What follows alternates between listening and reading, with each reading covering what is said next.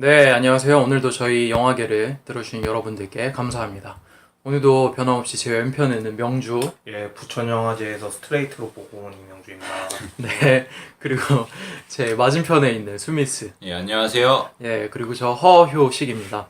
제가 오늘 다룰 영화는 수미스가 선택한 영화죠. 네, 그렇죠. 오늘 딱 제목을 보면 알듯이 누가 정했는지 딱 보이잖아.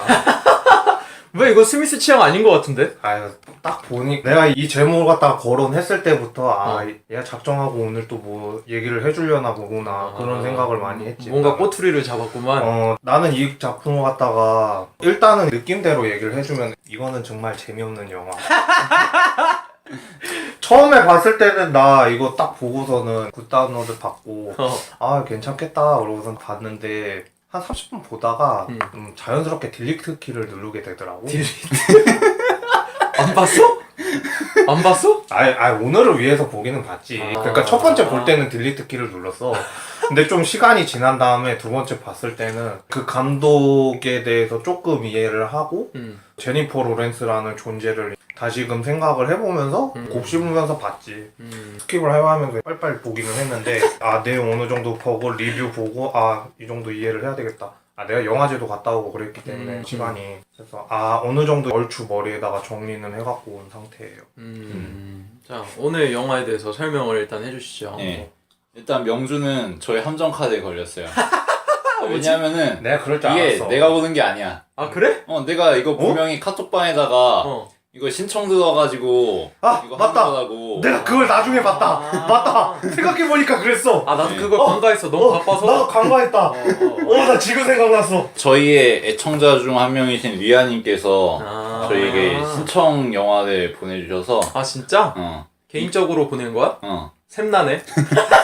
샘나는 거보다도 오늘 직전에 니네들이 그 댓글 봤는지 모르겠는데 밀린 거 다 보고 있다고 그랬거든. 댓글로 갔다가 다우트 지금 듣고 있다고 그러는데 이거 어떻게 해야 되지? 편집을 해야 되나? 아니 재미가 없어도 재밌게 봤다고 해야 되나? 아니 근데 뭐 굳이 그럴 필요 없는 것 같고. 미안해요, 난 딜리트 키 눌렀어요. 벌써 다 이야기를 해버렸기 때문에 전 할 말이 없네요 오늘. 이거 큰일 났는데? 명주의 저에 대한 편견을 알 수 있었습니다. 오늘 영화를 고른 건 스미스의 주관적인 게 아니라 신청을 받아서 한 거다. 함정 카드에 제대로 걸렸네. 그러니까 나도 골라보려고 했는데 딱히 뭐 해볼 만한 것도 없고 요즘 개봉하는 것 중에 재밌는 게 별로 없다 싶어서 그건 사실입니다. 예. 그리고 뭐 좀 옛날 거를 해볼까 했는데 예전에 다우트도 그렇고 옛날 거 내가 좀 많이 했으니까 내가 생각하는 거 말고 다른 거 뭐 할 게 없을까 하다가 그냥 그렇게 신청을 받아서 했는데 제 생각엔 그렇게 나쁘진 않았던 것 같아요. 이럴 때가 제일 난감한 것 같아요. 사람한테 신청을 받아서 우리가 뭔가 품평을 해야 되는데 그것도 하필 우리의 고대 시절부터 애청해주신 분의 추천된 영화를 우리가 품평하다가 괜히 마음이 상하시면. 근데 난 그냥 솔직하게 평하는 게 훨씬 낫다고 봐. 나 이제 뭐 부비 트랩에 빠졌으니까 그냥 몇 마디 비명만 외치는 심정으로 그렇게 진행을 하겠습니다. 근데 이건 진짜 내 책임이 없어. 왜냐면 내가 신청 받아서 하는 거라고 분명히 네, 얘기했었어요. 네, 알겠습니다. 자, 일단 그 감독에 대해서 얘기를 해봐야 될 것 같은데요. 데브라 그레닉이라는 감독이네요. 나 같은 경우는 그 감독이 처음 들어보는데 인연 별로 없었을 것 같은데 라고 생각을 했었단 말이야. 근데 2004년도 때 절망의 끝이라는 작품을 부산국제영화제에서 상영을 한 거야. 근데 그때 시기가 절묘한 게 뭐냐면은 내가 그때 고딩 때이면서 처음으로 부산에 갔었을 때였거든, 영화제를. 근데 안타깝게도 그 영화랑은 시간표 때문에 만날 수는 없었는데 익히 들어서 알고는 있었거든. 사람들이 얘기를 해줬는데 이 사람이 미국 쪽이면서도 그 북부 지역 같은 데나 아니면 서부 지역 같은 데를 풍경 같은 거를 좀 많이 담는다고 들었거든. 그런 식으로 풍경적인 거라든가 캐릭터를 묘사함에 있어서 뭔가 사람들한테 그게 와닿나 봐. 나는 잘 모르겠는데 이번 영화 윈터스본 보면서도 솔직히 조금 이해가 안 가는 것도 좀 몇 개 있었는데 그 미국 사람들한테는 느끼는 뭔가가 있나 봐. 그런 게 좀 잘 맞아 떨어져서 이 사람이 비평가 협회라든가 그런 데에서는 많이 인정을 받는 사람이라고 들었긴 들었어. 샘씨는 이 감독에 대해서 아는 건? 전혀 없어. 전작도 본 적이 없고 윈터스본 본 거 말고는 없지. 저도 사실 생소한 감독이라 어떻게 감독에 대해서 얘기하기가 좀 뭐하네요. 뭐 인디 영화 감독인가봐. 그쪽에서 계속 활동하는. 그리고 전작도 별로 없으니까. 지금까지 한 4편 정도 감독을 했는데 잘은 저도 잘 몰라서 어떻게 얘기하기가 조금 뭐한 것 같습니다. 배우에 대해서 얘기를 하면 좋을 것 같은데 제니퍼 로렌스를 드디어 저희 영화계에서도 얘기를 하네요. 제니퍼 로렌스라면은 메리 스트립 이후에 아카데미 씹어먹을 여자 배우로 제니퍼 로렌스가 많이 거론이 되지. 어린 나이에 벌써 아카데미까지 다 휩쓸었으니까 뭐.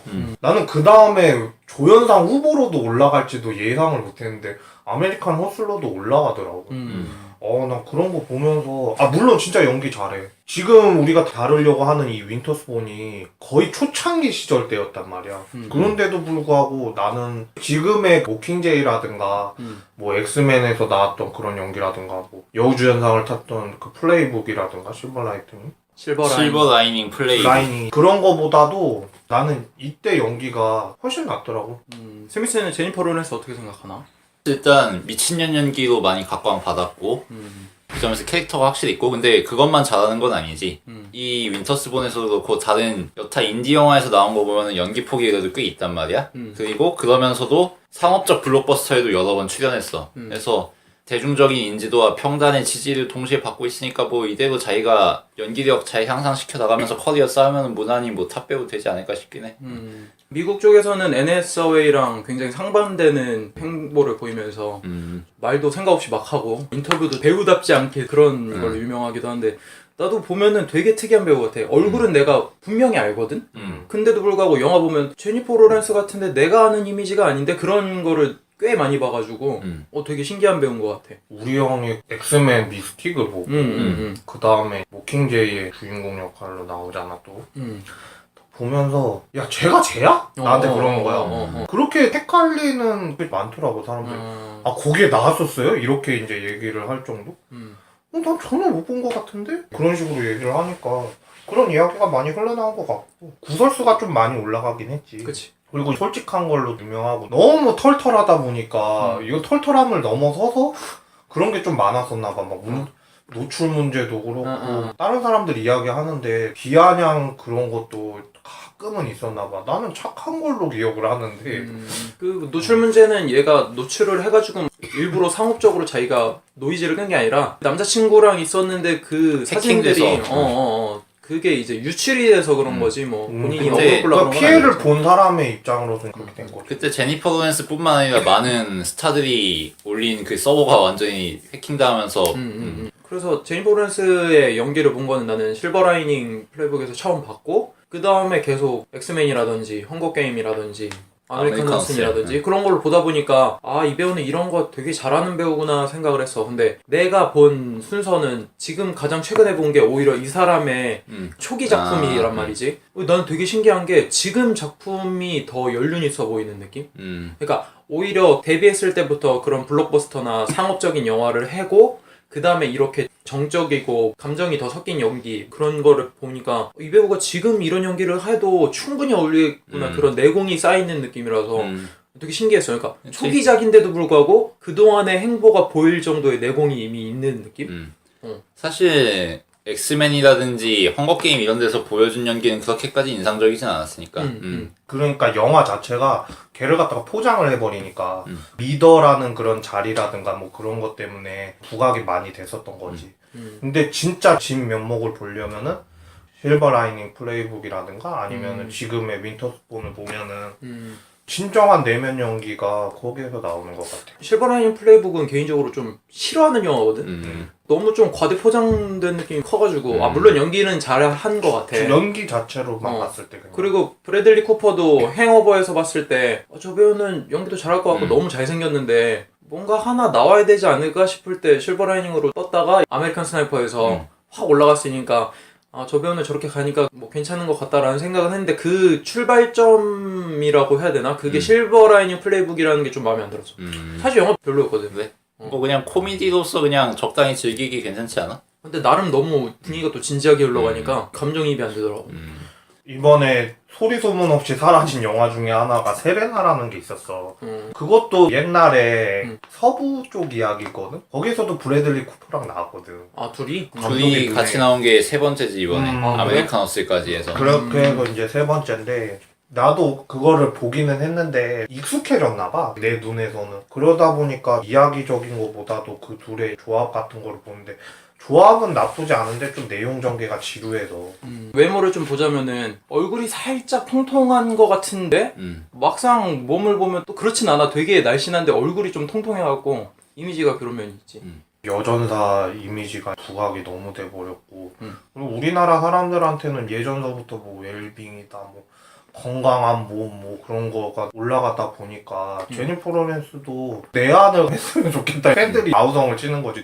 한 번쯤은 왔으면 좋겠다. 한 번도 안 왔구나. 한 번도 안 왔어. 모킹제이 할 때 한 번 정도는 프리미엄에 한 번 와줘야 되는 거 아니냐 뭐 그런 식으로 얘기 많이 하더라고. 좀 이게 딴 얘기는 하지만 영화 볼 때도 확실히 배우는 배우다라는 느낌이 약간 들긴 하더라고. 이번 윈터스폰 볼 때도 친구랑 같이 이렇게 쭉 걸어오는 씬이 있어 둘이. 근데 친구는 다리가 되게 두꺼워. 청바지 입었는데 근데 배우는 배우더라고. 아무리 거기서 막 화장 안 하고 되게 추리한 모습으로 나와도 아 확실히 몸이 다르긴 다르더라고. 몸만 본 건 아니야. 너무 비교가 돼서 그게 보였을 뿐이지. 뭐 본인은 운동 좋아한다는 사람 보면 때려주고 싶다고. 운동을 안 하는데 본인은 관리를 안 하는데 좀 타고난 거 아닌가. 근데 뭐 고등학교 시절 뭐 이런 거 보면 뭐 치어리딩도 하고 기본적으로 어느 정도 운동을 알아서 했는데 운동하면서 자기 몸매를 가꾸는 게 싫어한다고 하더라고요. 근데 어쩔 수 없이 했잖아. 헝거게임 찍은 거 보면 그래서 구르고 쏘고 그래야 되는 거. 헝거게임에서도 자기가 나온 역할 때문에 만약에 그걸 본 여학생들이 자기도 여자 주인공처럼 운동해서 살 빼야겠다라는 생각을 안 했으면 좋겠다고 하더라고. 그냥 멋있는 여성상 하고서는 끝. 아무튼 뭐 현재 20대 여자 배우 중에서는 탑이지. 뭐 탑라인이지. 엠마스톤 등등의 배우들이 있지만 부러울 뿐인 것 같아. 우리나라 입장으로 봤을 때. 배우 얘기는 이 정도로 하고 네. 시놉시스로 들어가면 될 것 같아. 네, 네. 교수님. 윈터스본의 시놉시스를 말씀드리면 17세 소녀 리 돌리가 주인공으로 등장합니다. 네. 그리고 두 동생과 어머니를 혼자 부양하고 있죠. 아버지는 어디 갔느냐? 아버지는 마약 판매 혐의로 잡혀 들어갔는데 보석금을 내기 위해서 집을 담보로 잡고서는 종적을 감춰버렸어요. 이 주인공 입장에서는 뒤통수 맞은 상황이죠. 유일하게 믿을 수 있는 아버지가 아무 얘기도 없이 사라져버렸으니까 이제 집은 압류될 상황입니다. 리는 어떻게든 집을 지켜야 되니까 일단 아버지를 찾아 나서죠. 근데 아버지가 살아있을 것 같지가 않아요. 그래서 아버지의 죽음이라도 어떻게 증명하기 위해서 아버지의 종적을 계속 추적하는 뭐 이런 이야기예요. 시놉시스는 이 정도고 뭐 플롯을 따라가면서 이 영화에 대해서 얘기하면 될 것 같아요. 일단 네. 이 영화의 내용에 대해서 얘기하기 전에 이 영화의 치명적인 단점이 있어. 뭐? 포스터가 별로야. 한국 포스터가. 아, 너무 보기 싫게 생겼어. 나도 그렇게 생각을 한다기보다도 과대 포장. 너무 과대 포장. 포스터가? 스펙터클, 뭐 서스펜스. 어. 서스펜스까지 붙이기에는 좀 이건 좀 모호하다는 생각이 좀 근데 든단 뭐 말이야. 그 단어보다는 제니퍼 로렌스가 일단 너무 못생기게 포스터에 올려놔가지고 얘가 내가 아는 제니퍼 로렌스가 맞나 싶을 정도로. 근데 솔직히 말해서 제이프로는 포스터가 별로야? 근데 영화에 나오는 장면이야. 근데 영화에 내내 나오는 장면 중에 왜 하필 그걸 놨을까가 난 제일 궁금해. 영화 보면은 그냥 어린 소녀거든? 근데 그 포스터 보면은 좀 살 많이 찐 여자애가 겪을 겨울 이야기 약간 이런 느낌이야. 그래서 이걸 봐야 되나? 내가 그러니까 이거를 어디서 추천을 받은 적이 있어. 근데 포스터 보고 보기가 싫더라고. 그래서 이번에 나 포스터도 안 보고 보긴 했는데 아 이게 이 영화였어? 이 생각이 들더라고. 그래서 라면 먹고 그 다음날 얼굴 부어있는 얼굴을 갖다 놓은 거야 포스터에. 포스터는 이 방송 나간 뒤에 제가 올리도록 하겠습니다. 여러분이 한번 판단을 하시고 그러고서는 들으셨으면 좋겠네요. 근데 제니퍼 로렌스 얼굴을 그렇게 막 되게 좋아하고 그런 편은 아니거든? 근데 이렇게 못생기진 않았어 사실 포스터처럼. 근데 너무 못생긴 걸 갖다 놓으니까 이거 뭐야 막 이랬지 좀. 그러니까 나 같은 경우에는 단어로 보고 그랬잖아. 너무 과대 포장한 것 같아서 나는 이게 좀 정적으로 쭉 가는 건데 물론 영화를 홍보해야 되고 뭐 어쩔 수 없는 홍보 효과를 봐야 되니까 그렇다고 치더라도 너무 내용하고 부합이 잘 안 맞으니까 그것 때문에 나는 노했지. 네 일단 포스터 패스하고 초반부터 얘기를 잠깐 해보죠. 도입부를 얘기하면 될 것 같아요. 네. 처음 도입부를 보면은 일단 주인공인 리가 병에 걸린 어머니와 소니, 애슐리 두 명의 동생이 있죠. 얘네들 돌보는 장면이 나와요. 그런 와중에 보안관인 베스킨이라는 사람이 찾아와요. 그래서 아버지가 네, 가석방이 됐는데 종적을 감춰버렸다. 이런 정보를 알려주죠. 그래서 이대로면은 너네 가족은 터전을 잃게 될 거다. 이런 얘기를 알려주고 떠납니다. 그러면서 리가 아버지를 찾아가기 위한 준비를 시작하죠. 그런 게 도입부의 장면이 되겠습니다. 내가 비교해서 보면은 좋겠다라고 생각하는 영화가 가족이라는 영화가 있단 말이야, 우리나라에. 수혜가 나오고 여기에 나오는 제니퍼 로렌스는 물론 미성년자긴 하지만 거기 수혜도 20대 초반 여성으로 나오긴 나오거든. 한 집안의 가족을 갖다가 책임지는 그런 부분에 있어서 나는 이 윈터스본이랑 비슷하다고 생각을 하거든. 물론 내용 전개는 틀릴지 몰라도 한번 나중에 비교해서 보셨으면 하는 게 좀 있고, 도입부서부터 다시 얘기를 하자면은 배경적인 걸로 멋으로는 난 정말 잘 찍은 것 같아. 그냥 풍경적인 묘사 같은 거라든가 분위기라든가 그런 거는 초반서부터는 나는 잘 잡은 것 같아. 처음 봤을 때는 이게 뭔가 하고 봤었는데 두 번째 봤을 때부터는 그런 게 느껴지더라고. 솔직히 좀 어색하게 찍힌 게 너무 많거든.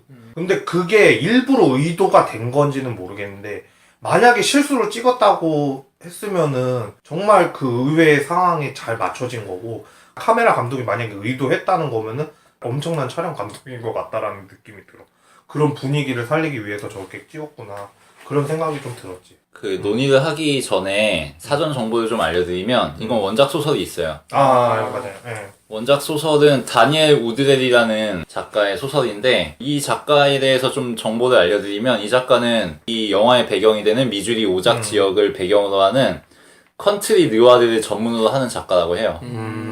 그래서 이 시골 지역 그리고 미주리의 이 오자크 지역의 풍경들을 묘사하는 데 있어서 전문성이 있는 작가라고 하는데, 그거를 감독이 그대로 차용해 온 거죠. 영화 자체가 그런 어떤 미국의 컨트리 정서를 잘 나타내는 편이라고 보는데, 초반 도입부 같은 경우 보면은 여러 가지 소재들이 등장하죠. 뭐 감자를 썰어서 먹는 거라든지 개밥을 주는 장면이라든지 등굣길에서 애들 덧셈 가르치는 장면이라든지 뭐 장작 패는 장면이라든지 뭐 어머니 빗질 시켜주는 장면이라든지 이런 걸 보여주면서 제니퍼 로렌스가 지금 소년 가장이다, 집안 캐리하고 있다, 그리고 이 배경이 되는 공간은 이런 공간이다라는 걸 뭐 적절하게 보여준 것 같아. 처음에 그런 장면을 보여주고 나서 미스터리로 점점 빠져들어서 해결을 해 나가는 영화잖아. 근데 전개가 사실 난 좀 지루하지 않았나 싶은 느낌이 좀 있었어. 아빠를 찾아야 되는 퀘스트가 주어진 거지.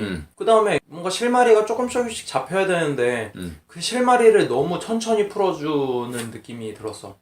그리고 종잡을 수 없게끔 만드는 것까진 좋은데 관객으로 하여금 이게 너무 예측이 안 되니까, 이게 아빠를 찾아야 되는데 아빠는 또 죽은 것 같아. 그럼 죽은 게 다행인 건가? 아빠를 살리는 게 사실 맞긴 한데. 근데 잠깐 반박을 하자면은 물론 나도 처음에 볼 때 그런 생각했지. 뭐야 이거 지루해 죽겠잖아. 그래서 봤어. 근데 내가 짚지 못했던 게 주인공 리 자체는 생각이 아버지가 없다라고 생각을 완전히 해버린 거야. 어떻게 됐구나, 실종됐다는 소리를 듣고 완전히 그 가능성을 제로로 놓고 자기가 짊어져 나가야 되겠다, 그런 식으로 풀어나갔기 때문에 물론 단서를 늘어지게 표현한 거는 있지만 그게 이해가 돼. 만약에 걔가 그런 생각을 가지고 있었다면 관객들은 좀 이해가 됐을 것 같아. 근데 처음에 봤을 때 못 봤던 게 내가 좀 많아서. 이 영화 자체의 메인 화두가 아버지의 부재라고 생각해. 그러니까 여기서 아버지의 부재라는 거는 단순히 그 등장인물로서 물리적인 아버지의 부재라기보다도 상징적이고 문화적이고 마을 공동체적인 아버지가 없다는 의미거든. 그러니까 아버지라는 거는 전통적인 관점에서 보면은 질서를 대변하고 권위를 대변하고 시스템을 대변하는 사람이잖아. 근데 이 영화 전체적으로 보면은 그런 게 전혀 없어. 굉장히 무질서하고 법과 권위나 질서나 이런 게 전혀 없고 그 마을 사람들의 그들만의 로컬 룰로 돌아가는 이런 사회잖아. 그 사이에서 뭔가 추구해야 될 거나 목적으로 바쳐야 될 거나 이런 게 전혀 없고, 신이라든지 믿고 따를 만한 가치가 전혀 없는 상태지. 아노미 상태잖아, 말하자면. 그런 거가 아버지의 부재라는 소재와 굉장히 잘 맞아떨어진다고 보고, 그리고 이게 느와르라는 장르하고도 적당하다고 생각해. 느와르라는 거는 갱스터 영화하고는 달리 그 사건의 기승전결이 명확하게 뚜렷하게 잡히지 않는단 말이야, 대개의 경우. 왜냐하면 그렇게 함으로써 이 실체를 잡을 수 없는 거악을 어떻게 무찌를 수도 없고 해소할 수도 없고 이 사이에서 방황할 수밖에 없다는 걸 잘 보여주기 때문에 그렇단 말이야. 뭐 예를 들어서 달콤한 인생 같은 거 보면은 사건의 인과관계 이런 게 명확하게 그렇게 딱 드러나는 게 아니잖아. 이병헌이 김영철한테 나한테 왜 그랬어요 이러면은 김영철은 선문답하잖아. 넌 나에게 모욕감을 줬어. 이 사이에서 누가 책임 있고 누가 잘못했고 이런 게 명확하게 잘 가려지지가 않는단 말이야. 하지만 그 사이에서 거대한 악을 그냥 보여주지. 인간 내면에 자리 잡은. 그리고 그 사이에서 어떻게 옴싹달싹 할 수 없는 인간의 그런 선택 같은 걸 보여주고 그런 점에서 안개처럼 사건의 인과관계와 기승전결을 가려놓은 거는 뭐 적당하지 않나 싶어. 그렇게 아버지도 가려놓고 기승전결을 가려놓으면서 막막하고 광막한 세계관을 잘 보여주지 않았나. 그래서 내가 좀 더 답답하고 지루함을 느낀 것 같기도 해. 그런 게 좀 이해가 되지. 그러니까 첫 시작 자체는 암시가 없잖아 사실. 그 뒤에 엄청나게 거대한 악이 있다는 게 처음에 조금이라도 언질이 들어가거나 뭔가 좀 이상한데 라는 낌새라도 알아챘다면은 내가 긴장하고 이제 아 이렇겠구나 하면서 그 점점 조여오는 것을 볼 텐데 이게 아무것도 없는 상태에서 아빠 없네? 아빠 찾아야겠네? 근데 왜 이렇게 사람들이 불친절하게 굴지? 그러다 보니까 아빠 죽은 것 같아? 아빠 죽는 게 맞는 건가? 그러다 또 군대를 가려고 하고 막 계속 긴장감 없이 악이 점점 조여온다기보단 너무 생뚱맞게 계속 주인공이 피해를 본다는 느낌이 들어가지고 그게 조금 어려웠던 것 같은데. 예, 도입부는 뭐 이 정도 정리하면 될 것 같고 그렇게 베스킨에 의해서 아버지가 실종되었다는 정보를 알게 된 리는 친지들을 비롯한 주변 사람들에게 도움을 구하러 다닙니다. 하지만 별 소득은 없죠. 뭐 친구인 게일에게 찾아가 봤지만 남편 때문에 안 된다. 백부인 티어드롭에게 갔지만 오히려 목을 졸라요. 뭐 초크슬램 먹으려고 그래요. 맞아. 그리고 메건이라는 동년배 여자의 중개를 받아가지고 이트라사를 만나게 되지만 얘는 그냥 약에 취해 있고 별로 쓸모있는 정보를 제공해주지 않아요. 그리고 이 모든 사건의 배후에 있을 것으로 짐작이 되는 썸 밀튼에게 가지만 만나기도 전에 그 사람의 처인 메라백의 접견을 거부당하죠. 전혀 아무것도 알 수가 없는 상황이에요. 그리고 집에 와보니 블론드 밀튼이라는 친족이 찾아와가지고 아버지의 마약 제조실로 데려다주지만 거기는 사실 1년 전에 이미 버려진 장소고 오히려 얘는 그걸 알려주는 게 목적이 아니라 자신의 동생인 소니를 데려가는 게 목적이었던 거죠. 이렇게 친지들이고 주변 사람들이고 자신을 외면하기만 하고 아버지의 죽음에 대해서 침묵하기만 하면서 여전히 아버지의 행방은 묘연하죠. 그리고 점점 아버지는 아마 죽지 않았을까라는 확신을 리는 얻게 되죠. 아까 전에 효식이가 얘기했었던 게 요거를 이해하면은 이게 설명이 다 되는구나 그렇게 되는데 그게 조금 아쉬웠던 점이 있었고 얘가 지금 처한 상황을 갖다가 잘 대변을 해주지 어디에서도 도움을 못 받는 상황이고 누구 하나 나서는 사람도 없고 근데 지금 그 리가 어떻게 뭐 할 게 없으니까 계속 표정은 굳어있다는 게 이 영화의 모든 거를 얘기해주는 것 같아. 나 한 번도 웃는 거를 못 본 것 같아. 그거 보면서. 처음에 얘기했어야 되지만 본격적으로 패륜 영화가 이제 시작이 되는 거지.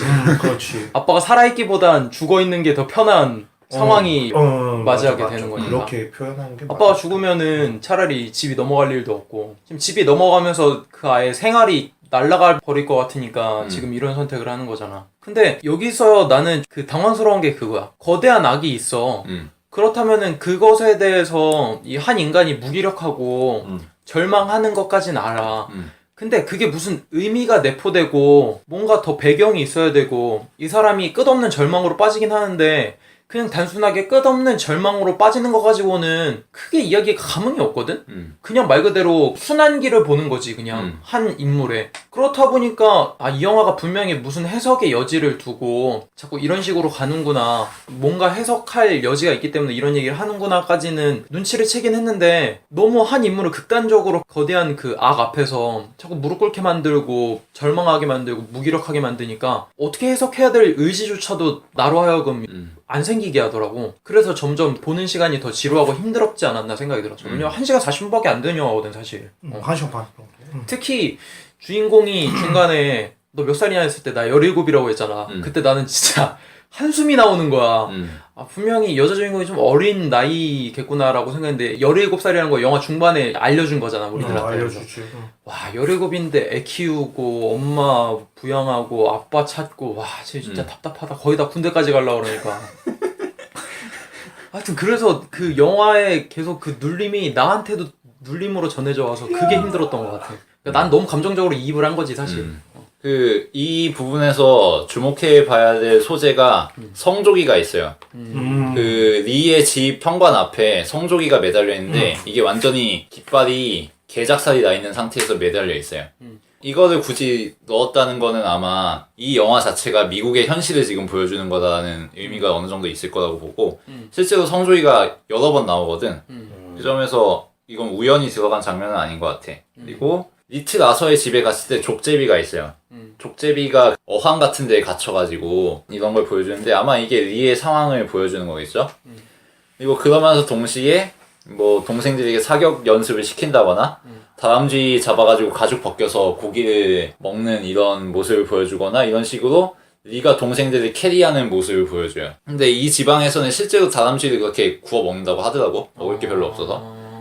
그리고 리가 옷장을 정리하면서 쓸쓸해하는 모습을 보여준다거나 이런 게 초반부에 그 리가 학교에 갔을 때 자기 동기들이 제식 연습하는 거 이런 거 보면서 아쉬워하는 것과 맞물리면서 얘가 나름대로 또래 여자애들처럼 살아가고 싶은 이런 욕망이 있음도 적절하게 보여주죠.